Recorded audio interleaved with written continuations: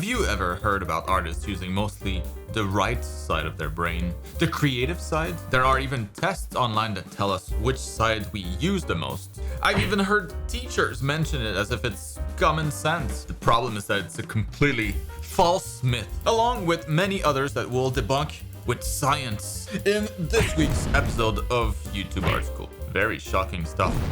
Oh, quickly, I think class is starting.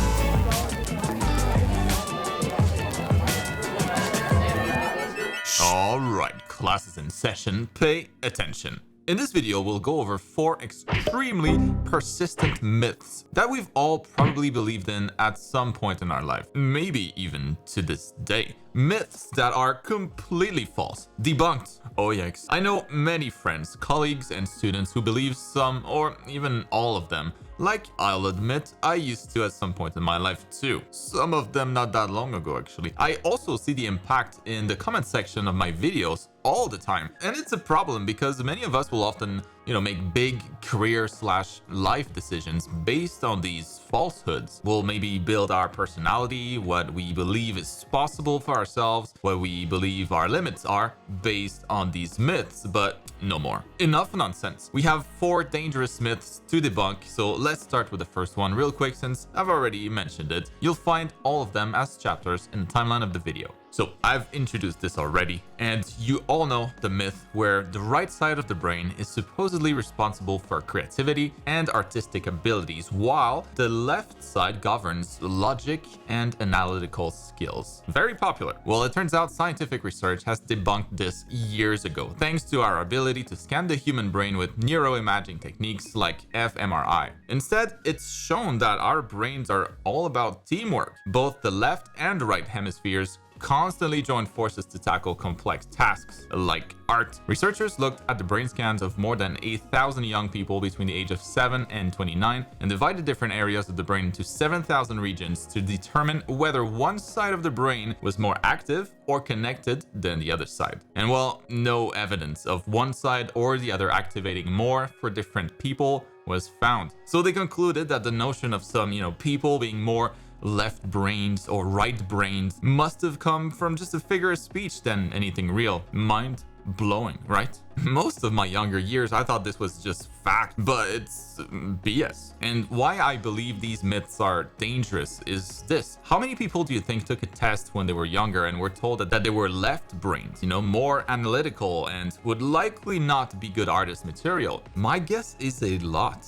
I say this because in my case, it actually motivated me. I actually always thought I was right-brained after being told that I was. And then if I had falsely learned that I wasn't, my life might have been dramatically different. Like maybe you're on the opposite end, choosing a different path in life, thinking that art must have not been for you, where, in fact, it might have been a perfect fit. This is the point of this whole class. If we can squash some potentially limiting myths, then maybe we can change some lives. Very epic. So moving on to the second myth. This one I see over and over again in the comments of my YouTube videos, that ADD or ADHD is something that limits you learning art or makes it harder in some ways. Let's just start with the fact that I have ADD myself, and when it comes to art, at least, I see it more as a superpower, the power of hyperfocus. These acronyms, by the way, stand for attention deficit disorder and attention deficit hyperactivity disorder, respectively. Sounds bad maybe, and for those who have it, it can definitely be challenging to pay attention to anything that isn't super engaging, but there are also some common traits that can actually benefit artists in many ways. Now, obviously, there's always extreme cases. I'm not talking about that. I'm talking in general for people with moderate cases. So to list a few, people with ADD or ADHD will often display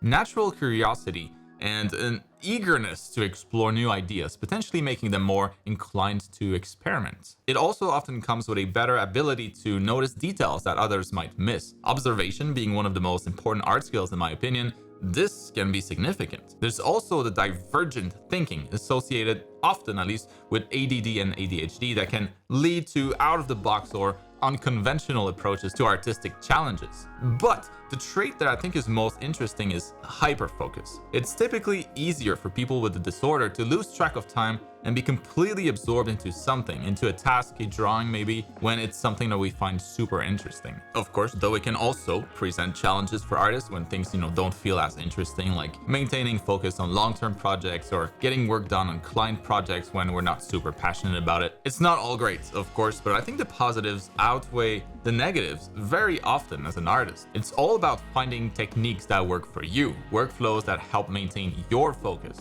approaching learning in a way that's compatible with you. And this is what my channel is all about, so you're in the right place. Having ADD or ADHD isn't something that's preventing you from being a good artist. You just gotta learn how to use that superpower the right way. The third myth then, and this one I've already talked about in the past, but I keep getting questions on the topic, so clearly the information isn't widespread enough. You don't need a degree as an artist. You don't need formal education. You don't need to go to art school. This is just, statistically speaking, a very expensive mistake for most people. Without getting into the reasons, why you might want or might not want to go, let's just look at the facts, at data from the US Census. Based on the last available data, 16% of art graduates in the US end up as working artists, earning their primary salary through their art. 16%. That's nobody. And it also seems representative of the rest of the world as well, from what I know. Artists with degrees are a tiny minority, and this should tell you everything you need to know about the importance of having a degree as an artist. You just don't need it. Most artists don't have one. Sure, some might like the company of other like-minded people, working on projects together and that kind of stuff, but now we can kind of get the same thing on Discord, or at least something very close. Same thing when it comes to the argument of needing a degree to work abroad. Now after COVID, the vast majority of studios have work from home policies, so it's much easier to work for a company without having to relocate and having to worry about work visas. If your art education is cheap and the teachers are solid at the school that you're interested in, then by all means, you should feel good about going, but it's just not required at all. Consider it more like bonus classes. I say this often, but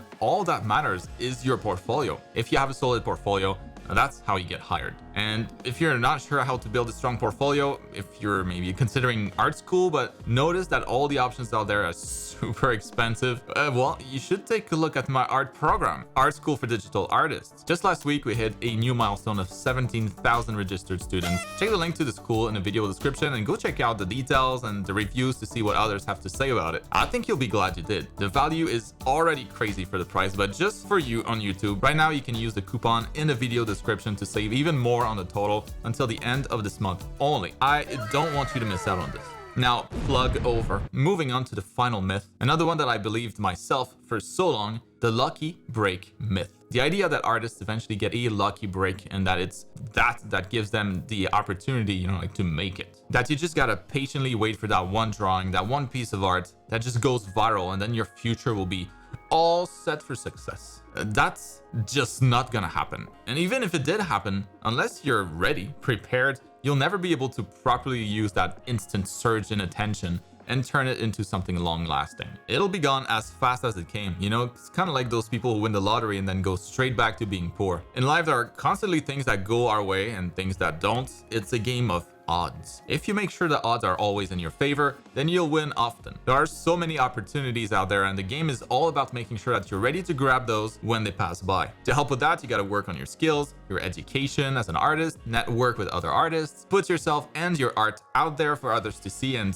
give feedback to. All obvious things, but things that require a constant, continuous effort over a long period of time. The more you do, the more opportunities you'll be able to seize. It's like you're a fisherman and you're building a bigger and bigger net, a better boat, and better techniques to catch more fish. You don't want to be the other fisherman with the tiny net who keeps complaining that the waves aren't right or something. It's easy to blame the social media algorithms, to blame the job market, to blame this and that for your poor results, but none of that helps. Reaching your art goals is not a matter of pure luck, it's a matter of odds, of constantly increasing your odds, and you're in control of that. Don't count on the lucky break, it's not coming. I realized that along the way, and it took me a while, but I can definitely speak from experience when I say that those who stay in the game for a long time, grinding at it, end up winning a lot. And well, that's gonna be it for this week's class. I hope that was helpful. Let me know in the comments. And if you're still here, you get free brushes. If you haven't already, you can go ahead and click the link in the video description to download one of my 2 main brush packs for free for being a good student and following until the end. These are some of my favorite brushes. I use them all the time. I hope you like them too. They've been very popular. All right, I'll see you